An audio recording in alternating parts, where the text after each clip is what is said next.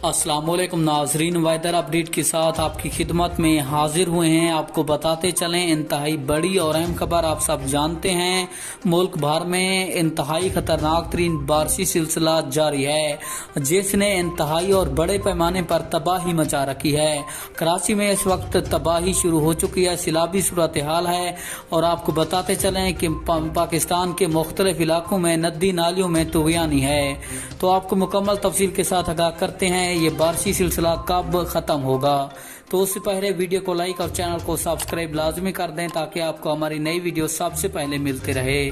तफसीलात के मुताबिक महकमा मौसमियात ने ताज़ा तरीन रिपोर्ट शेयर की है, जिसके मुताबिक ये बारिशी सिलसिला मुल्क भर में अगस्त तक जारी रहेगा, जबकि ये बारिशी सिलसिला अगस्त के पहले हफ्ते में इख्तिताम पजीर हो जाएगा।